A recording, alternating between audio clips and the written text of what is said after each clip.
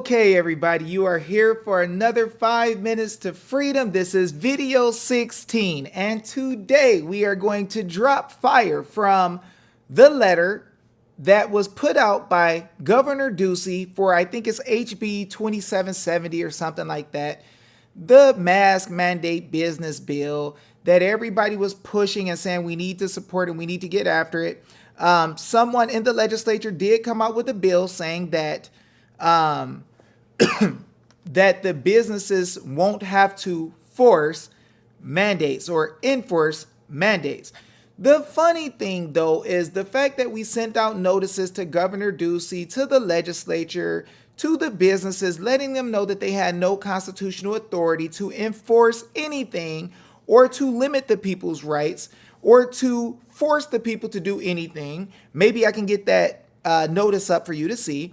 But the funny thing is that we see something that I told people like Sophia Zori would happen. I tell Sophia Zori, when we give notice and we start letting the government see that we realize what they're doing together as they are breaking the law, they will start to place blame on others. You guys saw this when I talked to the Supreme Court Justice, Scott Bales, the Chief Justice, when I showed that they were messing up with their trust indenture and working together and colluding with a private entity and the legislature and legislative tribunals to take children without right. We see that he said, it's not us, it's not the judges, it's the legislature and their policy.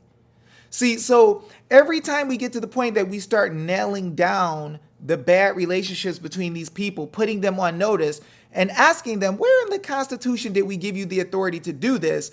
They start backpedaling. So what we're going to do is show you evidence from the governor. Now, people will laugh and they will say, well, David Jose's stuff don't work and nobody's paying attention and all this foolishness, right? But what's funny is we're going to see exactly what I said would happen. Now, people in the movement for law are running around and saying that Ducey made an executive order to mandate masks. Ducey is forcing everybody to be locked down. Ducey is doing this. Ducey is doing that. Well, I want to hear it from Ducey's mouth. Who's responsible and why the sudden change in that authoritative behavior? Let's look.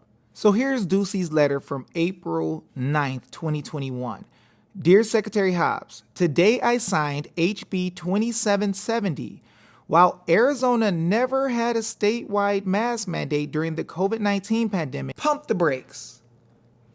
Is Ducey sitting here now? Now, I've heard all these people across the movements and dealing with the law saying, Ducey gave us mask mandates and by his emergency order, we have to wear masks and all this stuff. It's funny that something happened in Ducey's life where he realizes he doesn't have the power to make a mask mandate. And now he's saying, I never did it. Guys, who's driving the ship? Who's ordering you to wear masks? Because people all over said it was Ducey.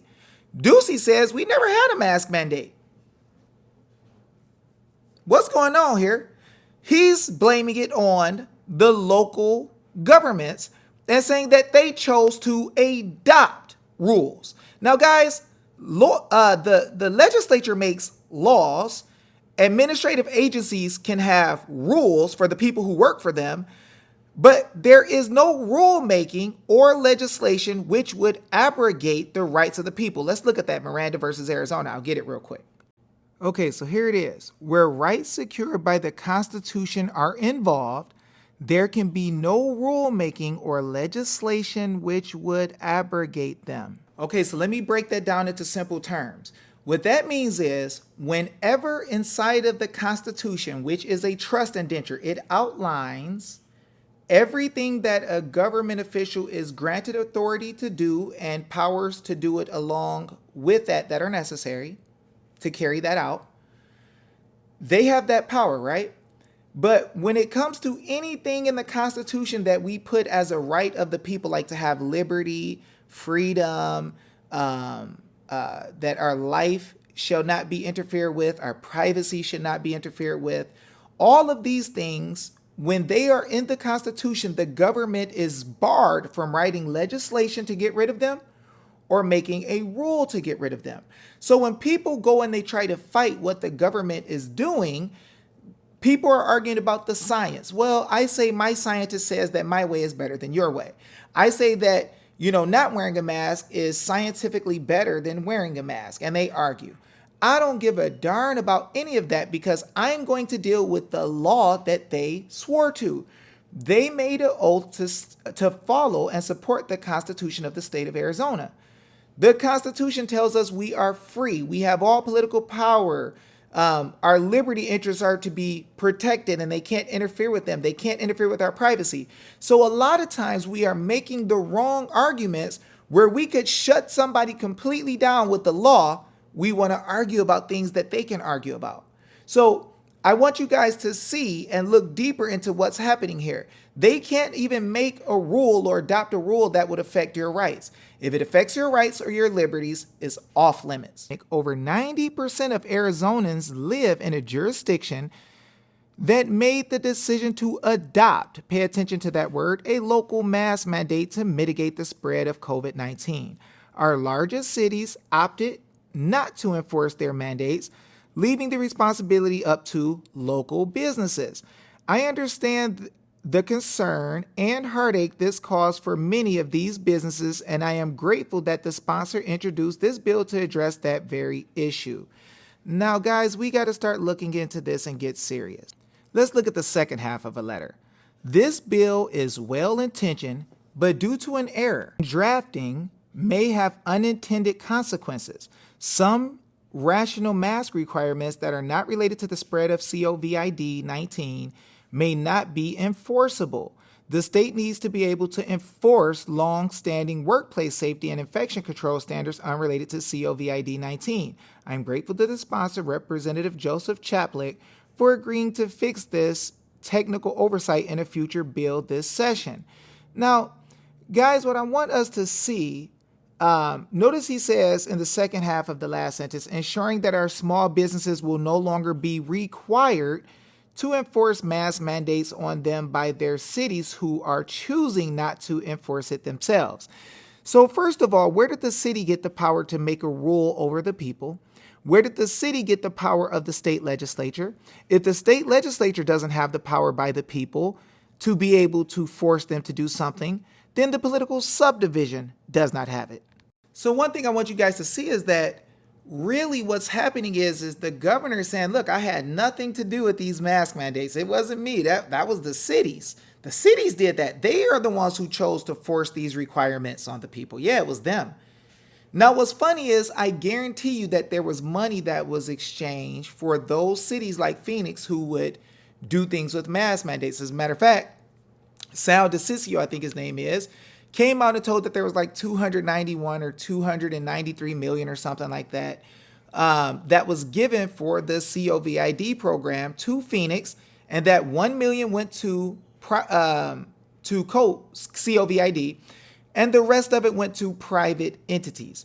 So what I want you to understand is that he's saying that this money has been squandered to private interests. Now, I believe him, but the issue is that now that we are hitting them with notice and showing them you never had the authority to lock down the people, which I told people this would happen, now the government officials are realizing, holy moly, nobody ever checks us. But now we're at a point where people are coming to us saying, why did you make this and where did you get the power? And then he's saying, look, the cities, they decided to do this. It's all them. And the cities didn't want to uphold it, right? So then the businesses decided they were going to uphold it. Well, the businesses said that it was the government that told them they had to do it. And that's why they did it. So guys, I'm telling you, when we come at these people correctly with notice when we went to the legislature, gave a maladministration and treason affidavits, what they did is they started going after the board of supervisors. Royce Flora, the old treasurer, said to me personally, I have never seen the legislature and board of supervisors fight like this in all my years.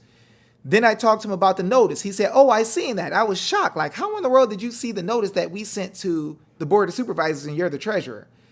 So the notices are getting around, guys, and people are becoming fearful.